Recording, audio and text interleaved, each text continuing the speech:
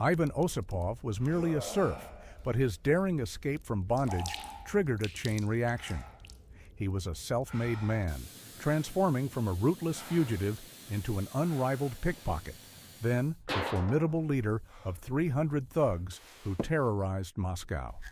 He became not just a criminal kingpin, but, incredibly, an official investigator for the Criminal Investigation Department, leveraging the law for his monstrous schemes. The inevitable eventually occurred. He was exposed, his empire crumbled, and he found himself behind bars. The story of Vanka Kain is no saga of a folk hero or a clever adventurer. It is a chilling chronicle of the greatest betrayer, who not only broke laws, but cynically exploited them to become the master architect of chaos, a symbol of an entire era's moral decay. His descent into the abyss began not with grand crimes, but with the very fact of his birth. In the grim reality of the 18th century, when a person was little more than property, Vanka Kain was born on the estate of the Golovin counts. His life, like thousands of others, was predetermined from the cradle: endless, grueling labor, complete disenfranchisement, constant humiliation from the landowner's arbitrary rule, and no hope of altering his fate. A serf was a chattel to be sold, exchanged, gambled away, sent to the army, or exiled to Siberia without trial or investigation. These were not merely living conditions, they constituted a profound trauma, a daily assault on human dignity, on the very essence of a person. But unlike most, Ivan Osipov refused to accept this sentence. At the age of 20, realizing the utter hopelessness of his situation and the impossibility of achieving a dignified future under serfdom, he made a desperate leap for freedom, a daring escape. This act became his personal point of no return. It wasn't just a physical flight from his master, it was a turning point that forged his true, ruthless nature. By breaking the chains of slavery, he simultaneously severed the last ties of morality that might have restrained him. The freedom he so desperately sought became unbridled license for him, and his drive to survive in a cruel world transformed into a merciless, predatory grip. He found himself alone against a vast, hostile Moscow, where a former serf was nobody, and the law was merely a tool in the hands of the powerful. It was then, in this ruthless race for survival in the wild urban jungle, that the Kain, who would later symbolize absolute betrayal, was formed. He learned the true cost of powerlessness, but this experience did not engender compassion for other oppressed individuals. On the contrary, it only solidified his cynical conviction: the world is cruel and unjust, and to avoid being a victim, one must become the executioner. He saw how the system broke people, how the rich and powerful trampled the weak, and decided not to fight it, but to lead it, exploiting its weaknesses and vices for his own gain. His personal rebellion against slavery did not become a struggle for justice for all the oppressed or a call for change. No, it merely became the starting point for building his own, even more sophisticated system of oppression, deceit, and exploitation, where he himself was the sole and absolute beneficiary. The serfdom he fled, paradoxically, bred in him a tyrant capable of subjugating and using others with the same cold-blooded cruelty he had once experienced himself. However, what Vanka Kain achieved would have been impossible without the peculiar decaying climate of the 18th century, when Russia, seemingly a mighty empire, was shaken by internal contradictions. The era following Peter the Great's reforms became a time of palace coups, power in St. Petersburg shifted with kaleidoscopic speed, and each new monarch, from Elizabeth Petrovna to Peter III, brought not only new favorites and intrigues, but also a paralysis of state administration. This instability at the very top cascaded downwards, turning law into an empty declaration and justice into a commodity. Corruption gnawed at the empire, permeating every corner, from the highest-ranking dignitary to the lowliest district supervisor. Every official viewed their position merely as a source of personal enrichment. In such a system, where money and connections decided everything and the unwritten rules of greed and bribery held far more weight than any decree, the ordinary citizen, especially a former serf, was utterly defenseless. Moscow, the ancient capital, was at that time a veritable boiling cauldron. The city attracted thousands of destitute individuals, runaway serfs, retired soldiers, petty merchants who dreamed of a better life but found only poverty and despair. Here, in the labyrinth of alleys and slums, its own law prevailed, the law of force and survival. The police, few in number and mired in graft, were incapable and unwilling to control this chaos. They often acted as racketeers themselves, mercilessly extorting those they were supposed to protect, or simply turning a blind eye to crimes for an appropriate fee. This was an era of total hypocrisy, where the facade of imperial grandeur concealed a decaying foundation. Wealthy nobles lived in luxury, steeped in idleness and vice, while millions of serfs and the urban poor struggled for every piece of bread. Society was fractured into two irreconcilable parts, with a chasm of distrust and mutual hatred between them. Vanka Kain didn't just emerge in this environment. He became its quintessence, the perfect product of this sick, rotten system. He was not an exception to the rules, he was the clearest confirmation that in a world without morals, where law is merely an instrument of coercion, the most ruthless predator survives. In the vast boiling cauldron of Moscow, where everyone survived as best they could, the former serf, Ivan Osipov, didn't just survive, he learned to dominate. His first university was the crowded markets, dark alleys, and noisy taverns, where sleight of hand was more valuable than any diploma. He didn't just steal, he dissected the city, studying its rhythms, its vulnerable points. Vanka Kain was not just a nickname, it was a moniker that quickly stuck, a symbol of his new predatory identity. He started as a pickpocket, but with such virtuosity and cold-bloodedness that his name, initially whispered, began to be associated not with a petty thief, but with a rising star of the criminal underworld. He could empty a nobleman's pockets right under his bodyguards' noses, vanishing into the crowd as if he had never been there. This wasn't out of need, it was a demonstration of superiority, a claim to power. But Kain understood, a solitary predator is always vulnerable. True power arose from organization. He began to gather around him not just rabble, but carefully selected thugs, former soldiers, deserters, desperate but talented criminals whom Moscow had cast aside. He offered them neither friendship nor justice. He offered them a share in the empire he was building and an iron discipline that guaranteed survival. His gang, soon numbering in the tens and then hundreds, became not just a band of robbers, but a clearly structured machine. They controlled entire districts, collected tribute from merchants, organized daring raids on wealthy estates where valuables vanished without a trace, and witnesses preferred to remain silent, intimidated, or bribed. Moscow groaned under their heel, and the police were powerless, or more often, too preoccupied with their own illicit gains. It was at this moment that Vanka Kain made his most ingenious and most despicable move. He realized that fighting corrupt authority was pointless, but using it was invaluable. He began to turn in his rivals. He didn't just inform on them, he orchestrated complex, multi-layered schemes that resulted in rival gangs being crushed and their leaders apprehended.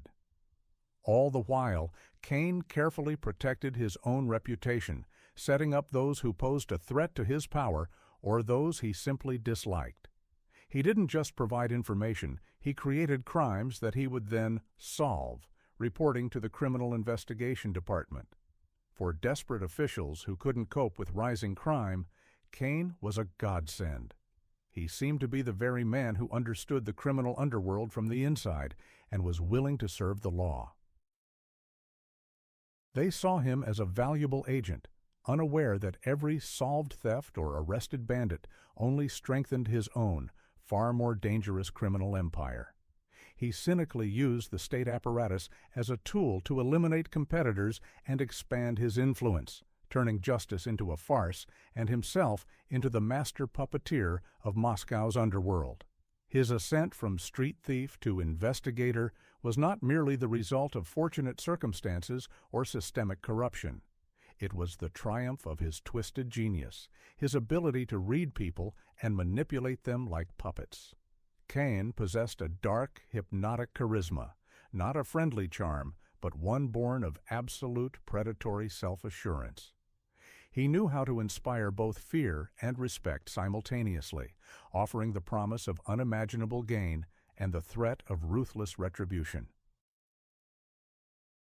For the officials of the Criminal Investigation Department, mired in their own incompetence and greed, he was a savior, delivering solved cases and captured criminals on a platter. Kain didn't just pay them bribes, he played on their vanity, their desire to show results, and their laziness. He created the illusion of their own success, allowing them to claim credit for his meticulously planned operations. He was their expert, their consultant, their secret weapon that always worked. He was a virtuoso in the art of psychological pressure. Those who doubted him, he intimidated, using his reputation and network of informants. Those who were greedy, he bribed, generously sharing a portion of his ill-gotten gains. But most importantly, he knew how to create an atmosphere of no alternative. Either you were with him and prospered, or against him and disappeared. He built his network not on blind loyalty, but on pure calculation and mutual dependence. Kain never relied on a single person. He created a complex system of interlocking connections where everyone owed him something, and his informants were everywhere, from taverns to chancelleries. He was a master of disinformation, skillfully planting false leads and rumors to divert suspicion from himself and direct it towards competitors. His adaptability was phenomenal. A former serf, he not only acclimated to the wild conditions of Moscow within a few years, but also re-engineered himself, transforming into a multifaceted master of disguise. He could be a crude bandit, a courteous petitioner, a shrewd businessman, or a respectful servant of the law, depending on which mask was needed to achieve his goal. He instantly read situations, changed tactics on the fly, turning any threat into an opportunity. Kain didn't just react to events, he anticipated them, creating the conditions for his future triumphs.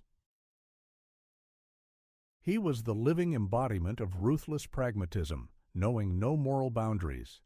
He was not interested in ideals, only results.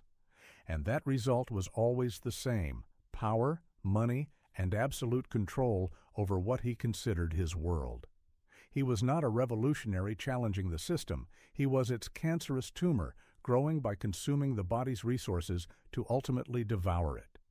Kain, this parasitic genius, didn't just bribe officials. He wove them into his web so artfully that they became not merely accomplices, but active beneficiaries of his criminal empire.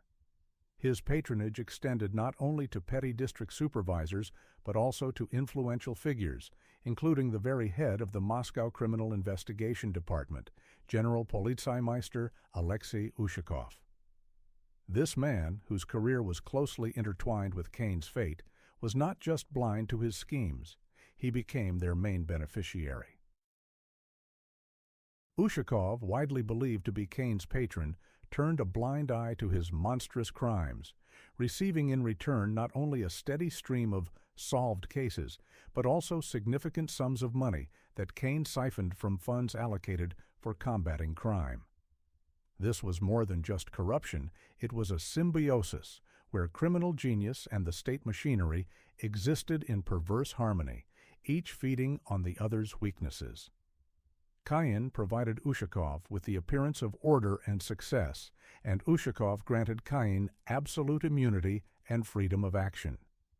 Under their joint control, Moscow transformed into a hotbed of crime, where the law was dead and justice became merely a cynical spectacle. Dozens, if not hundreds, of other officials, from investigators to court clerks, were drawn into this system, receiving their share of the untold riches that Kain and his gang extorted from the city. Anyone who tried to resist found themselves trapped, either bribed, compromised, or simply disappeared. But any structure, even the most robust, built on lies, is doomed to collapse.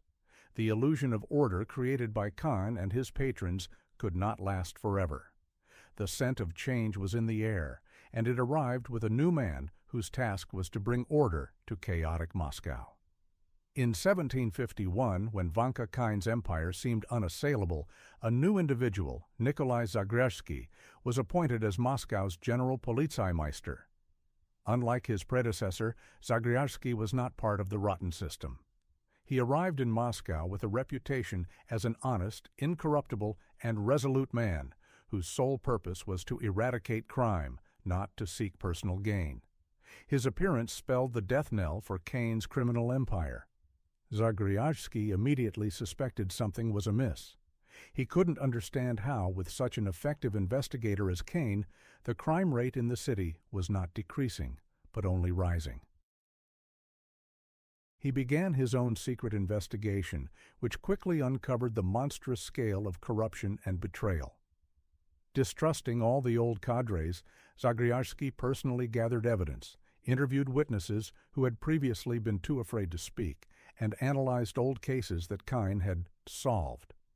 He saw that Kain wasn't just turning in criminals, he was creating them and then catching them to consolidate his power and eliminate rivals.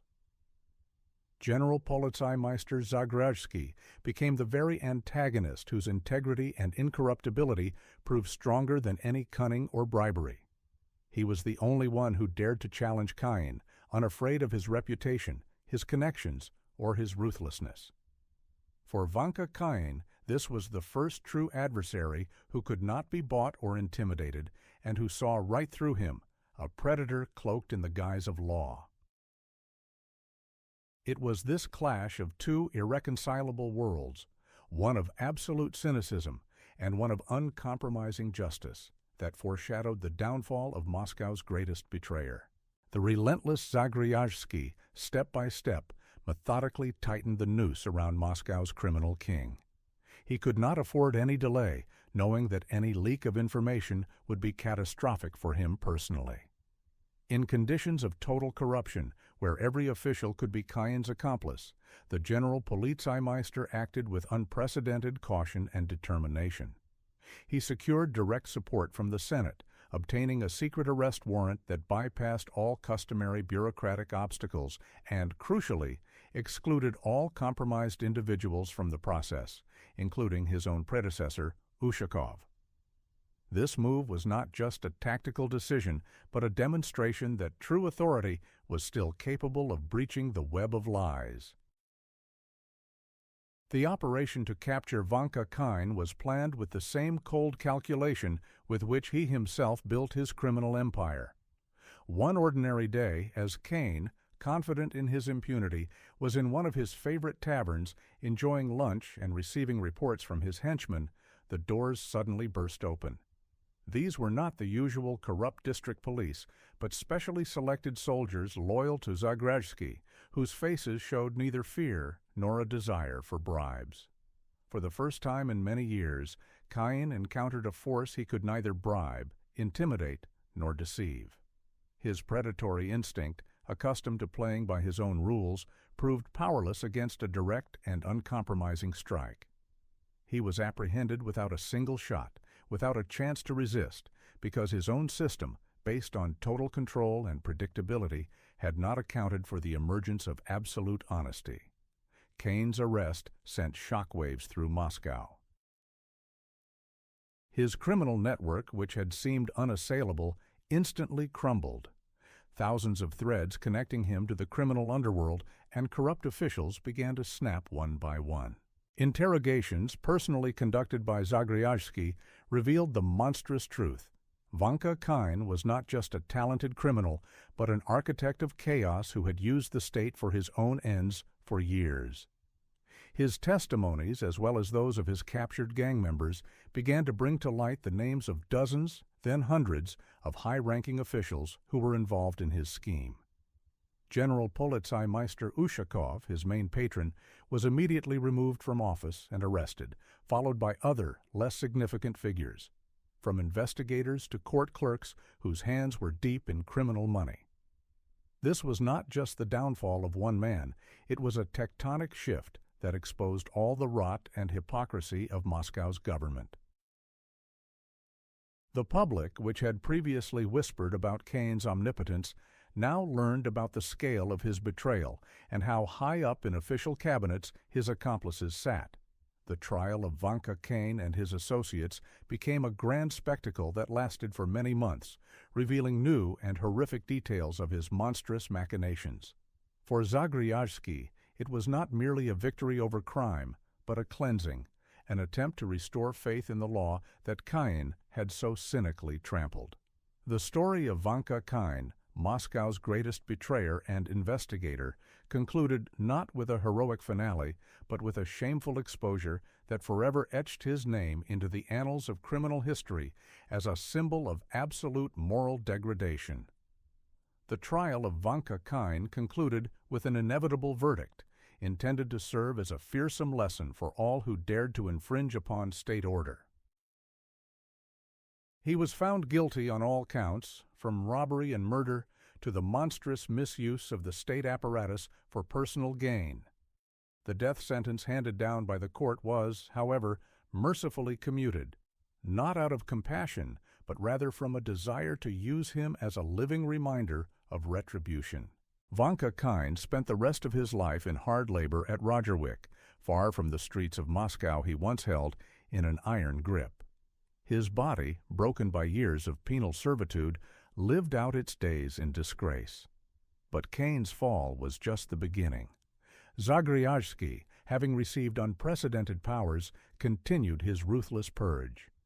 General Polizeimeister Alexey Ushakov, Kain's chief patron, was not merely removed from office. He was stripped of all ranks, awards, and property, then exiled to a remote village where he ended his days in dishonor. This was a clear signal. No one was untouchable anymore. Dozens and then hundreds of other officials, from petty clerks to influential secretaries, were arrested, interrogated, and convicted. Many lost their positions, property, and were sent to prisons or forced labor camps. The scale of this purge stunned Moscow. The state machinery, which had previously seemed sluggish and thoroughly corrupt, suddenly demonstrated an ability to cleanse itself, albeit under the pressure of one determined man. The investigation into Kain didn't just expose individual criminals, it laid bare the full extent of systemic decay. Documents uncovered during the inquiry revealed how this web of lies and bribery had operated for decades, how criminal proceeds flowed from hand to hand, corrupting entire departments. The Crown, in the person of Empress Elizabeth Petrovna, was forced to acknowledge the monstrous scale of the problem. This scandal became a powerful catalyst for a series of administrative reforms aimed at strengthening control over officialdom and increasing penalties for corruption. Procedures for appointments to state posts were reviewed, the supervisory functions of the Senate were enhanced, and new mechanisms for combating bribery were established. Although these measures did not eradicate corruption entirely, they dealt a significant blow, forcing many officials to act with far greater caution. The Vanka Kain case was not merely a criminal precedent, it went down in history as a vivid illustration of the anatomy of a state malady. It showed how official inaction and permissiveness could breed monsters capable of using the very system against itself. For society, it was a bitter realization that behind the facade of imperial grandeur lay a deep, festering wound. Vanka Kain's name, once whispered with awe and fear, was now pronounced with contempt, becoming synonymous with betrayal and moral degradation. His story remained a grim warning about what happens when law becomes merely a tool and justice an empty sound. And herein lies the main paradox of Vanka Kain's story. Despite his monstrous crimes and his role in Moscow's total decay, his image in popular memory, strangely enough, transformed. From a ruthless exploiter and traitor, he became a sort of folk hero, a cunning rogue, a noble bandit who challenged an unjust system. This myth, far removed from the true, bloody reality, speaks less about Kain himself and more about that era. A society tormented by disenfranchisement and arbitrary rule desperately needed a symbol of resistance, someone who dared to break the rules, even if their motives were entirely self-serving. The paradox is that a man who built his power on deceit and exploitation became the embodiment of a perverse, yet still a form of freedom from oppression. He was not a champion of the people, but a predator, yet his rebellion against slavery, though personal, resonated with the aspirations of many. The universal lesson of this story is grim. When state authority is weak and the law is turned into an instrument of suppression, society may begin to see heroes where monsters truly reside. The name Vanka Kain is not just a criminal case, it is a diagnosis of an era in which the line between good and evil, between protector and executioner, was blurred beyond recognition. It is an eternal warning about how easily truth is distorted and how dangerous it is to substitute reality with what is desired.